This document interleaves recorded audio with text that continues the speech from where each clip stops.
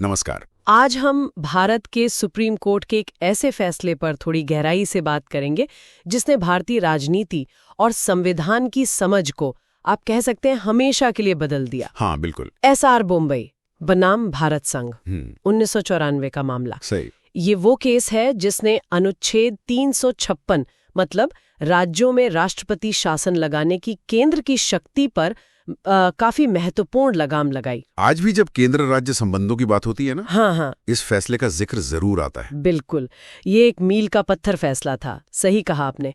इसने न सिर्फ अनुच्छेद 356 के इस्तेमाल की न्यायिक समीक्षा का रास्ता खोला, बल्कि संविधान का जो धर्मनिरपेक्ष चरित्र है और जो संघीय ढांचा है, फेडरल स्ट्रक्चर, उसको भी मजबूती दी। सही।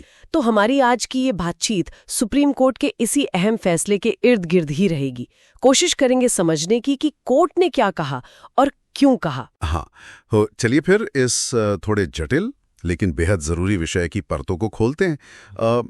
सबसे पहले तो ये समझ लेते हैं कि अनुच्छेद 356 है क्या, जिसके चारों ओर ये पूरा मामला घूम रहा है। हाँ, देखिए, आसान शब्दों में कहें तो अनुच्छेद 356 राष्ट्रपति को ये शक्ति देता है कि अगर उन्हें लगता है, मतलब राज्यपाल की रिपोर्ट से या किसी और तरह से ये यकीन हो जाए कि किसी राज्य में हालात ऐसे बन गए हैं कि वहां की सरकार संविधान के हिसाब से नहीं चल पा रही है, तो वो उस राज्य सरकार को बर्खास्त करके राष्ट्रपति शासन लगा सकते हैं।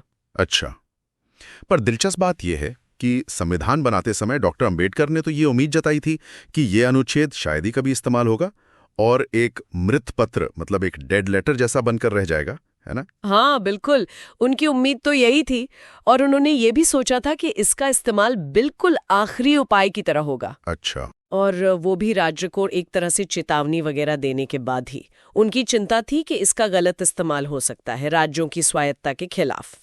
और देखिए, मुंबई मामले की सबसे बड़ी देन शायद यही थी कि कोर्ट ने साफ कर दिया कि राष्ट्रपति का ये यकीन या संतुष्टि जो है, वो पूरी तरह से न्यायिक समीक्षा से बाहर नहीं है।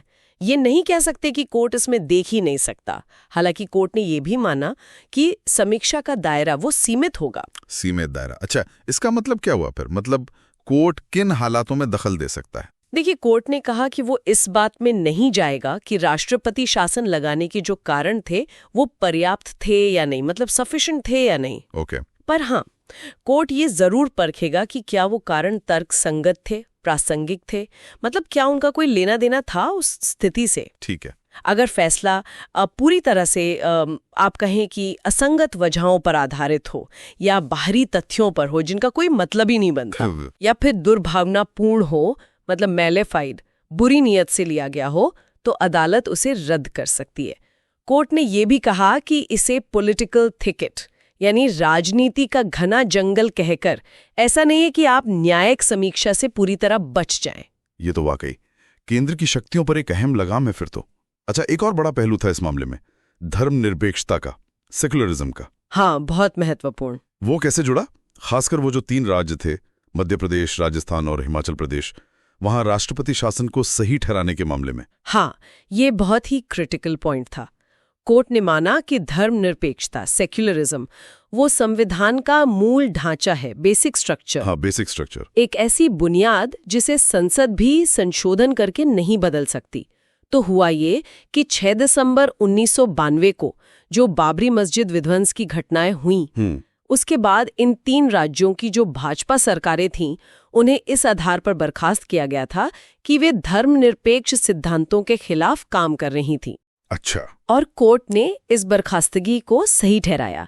कोर्ट ने कहा कि कोई भी राज्य सरकार अगर धर्मनिरपेक्षता के खिलाफ काम करती है तो ये माना जाएगा कि वो संविधान के अनुसार नहीं चल रही है। अच्छा। कोर्ट ने साफ किया कि धर्म और राजनीति को मिलाना या धर्म का इस्तेमाल राजनीतिक फायदे के लिए करना ये संविधान की मूल भावना के एकदम विरुद्ध है। यानी सरकार का काम अगर संविधान के मूल तत्व जैसे धर्मनिरपेक्षता के ही खिलाफ जा रहा है तो वो भी अनुच्छेद 356 लगाने का एक वैलिड ग्राउंड बन सकता है। ये तो बहुत बड़ी बात है। बिल्कुल। अब आते हैं राज्यपाल की भूमिका पर। कर्नाटक के मामले में क्या कहा था, क्योंकि मुंबई साहब तो खुद कर्नाटक के मुख्यमंत्री थे उस वक्त। हाँ, कर्नाटक यानी मुंबई का जो अपना मामला था, उसमें कोर्ट ने राज्यपाल के एक्शन पर काफी सख्त टिप्पणी की थी। अच्छा। हुआ ये था कि वहां राज्यपाल ने मुख्यमंत्री को विधानसभा में अपना बहुमत साबित करने का मौका ही नहीं दिया। अरे, और सिर्फ कुछ विधायकों के इधर उधर होने की बिना पर राष्ट्रपति शासन की सिफारिश कर दी। कोर्ट ने इसे गलत ठहराया और जोर दिया कि बहुमत का फैसला राजभवन में अंदाजों से नहीं बल्कि विधानसभा के पटल पर होना चाहिए, जिसको हम फ्लोर टेस्ट कहते हैं। हाँ, फ्लोर टेस्ट। वही सही लोकतांत्रिक तरीका है। राज्यपाल की रिपोर्ट बेशक अहम है, पर वो अटकलों या अपनी निजी राय पर आधारित नहीं हो सकती। उसे तथ्यों पर आधारित होना चाहिए। सही बात है। और एक और तकनीकी सा मगर अहम सवाल उठता है अनुच्छेद 74(2) का। हाँ, वो ये कहता है कि मंत्रियों ने राष्ट्रपति को क्या सलाह दी, इसकी जांच अदालत नहीं कर सकती। तो फिर कोर्ट ने राष्ट्रपति शासन के फैसले की समीक्षा कैसे कर ली? हाँ, ये एक पेचीदा सवाल था, लेकिन कोर्ट ने यहाँ एक बहुत ही बारीक लेकिन महत्वपूर्ण अंतर बताया। अच्छा, देखिए, अनुच्छेद 74(2) मंत्रियों द्वारा राष्ट्रपति को दी गई जो सलाह है, जो एडवाइस है, उसको गोपनीय रखता है।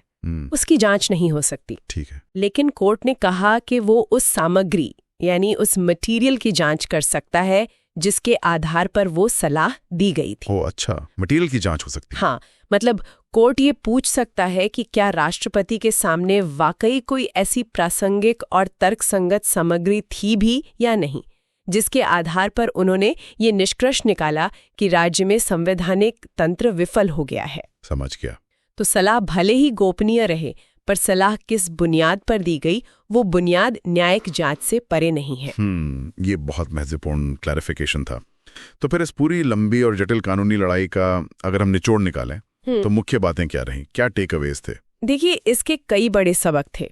पहला और शायद सबसे अहम कि राष्ट्रपति शासन लगाना अब केंद्र सरकार की पूरी तरह मनमानी नहीं रही। हाँ, ये अदालत की नजर में है, न्यायिक समीक्षा के दायरे में है, भले ही वो दायरा सीमित हो। ठीक है। दूसरा, धर्मनिरपेक्षता महज एक शब्द नहीं है, वो संविधान की आत्मा है, उसका मूल ढांचा है, और अगर कोई सरकार इसके खिलाफ जाती है तो वो बर्खास्तगी का आधार बन सकता है। तीसरा, लोकतंत्र में असली शक्ति कहाँ है? विधानसभा में, जनता के चुने हुए प्रतिनिधियों के पास। इसलिए बहुमत का परीक्षण सदन के पटल पर ही होना चाहिए। फ्लोर टेस्ट ही नियम है। बिल्कुल। और चौथा, कैबिनेट की सलाह बेशक गुप्त है, पर वो सलाह हवा में नहीं दी जा सकती।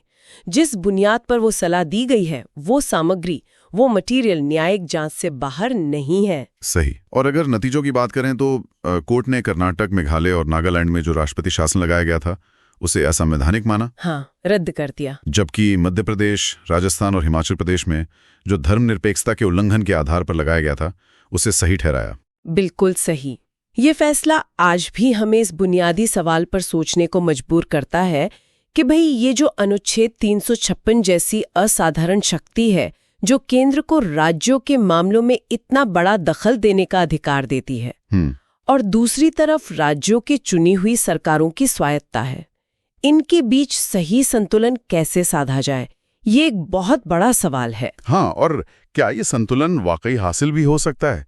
खासकर तब जब हम देखते हैं कि डॉक्टर अंबेडकर की इसे मृत पत्र समझने की जो उम्मीद थी वो हकीकत से कितनी दूर है। इसका तो बार बार इस्तेमाल होता रहा है। बिल्कुल। तो ये सवाल आज भी उतना ही प्रासंगिक है, शायद पहले से भी ज्यादा। चलिए, आज के लिए इतना ही।